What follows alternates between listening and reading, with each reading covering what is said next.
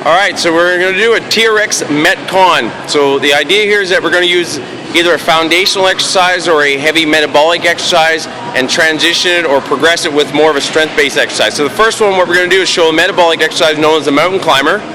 So nice and tight, arms tight, shoulders are down, core is flat and strong. You want to try and get your back glute activated, so you want good extension on the back leg and the freeze. Your shoulders are going to compress, your arms are going to stay long. And then if you want more of a strength-based version of this, you're going to do what's called a push-up knee drive. So you do a push with a knee drive. Again, really focus on your posture, focus on where your shoulder stability is, and making sure that your elbows come in at about a 45-degree angle to the body as opposed to out super wide.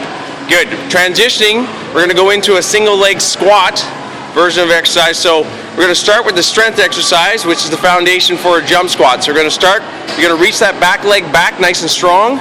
Your arms are going to go from a long position to a shorter position as your body comes through. So there's a slight pulling action in the upper body to assist the single leg squat. The least amount of work you do through the arms, the more load that goes into the legs. To build on that, you're going to do a jump squat series. So you're actually going to drop and drive. Drop and drive. Again, the arms will help you.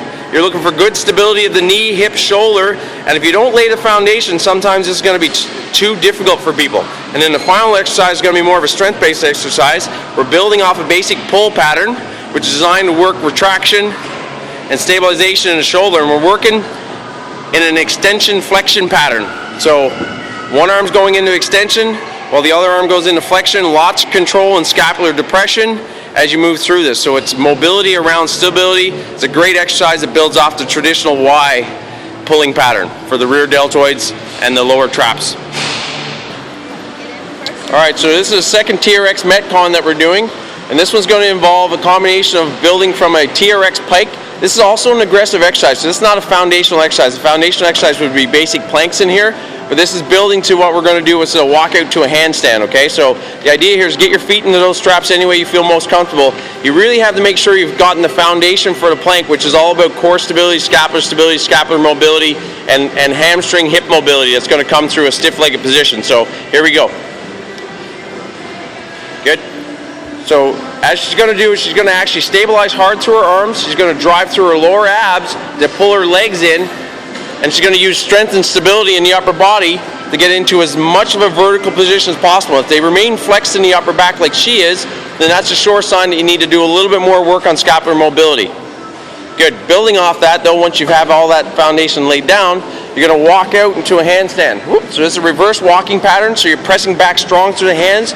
Real good, strong scapular protraction required.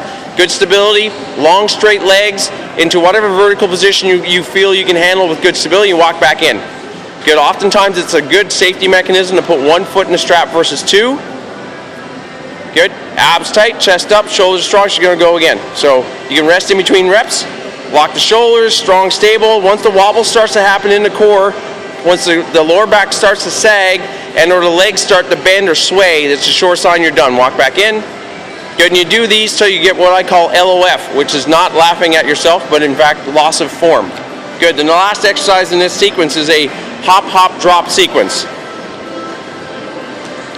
So what we're going to do here is add a little cardio push to the end of this strength movement pattern. So it's going to be a short response hop, keeping the knees open just a little bit like a skiing pattern. You're pushing down on the handles in this case instead of pulling on the handles, and that helps create some support for your assistance, which is actually unloading this movement pattern. So it's safer on the knee, ankles, and hips, and you're still looking for good stability in the squat pattern, going from toe, down into heel. Good, and you continue with as much speed and as the length of interval that you think is going to challenge you metabolically.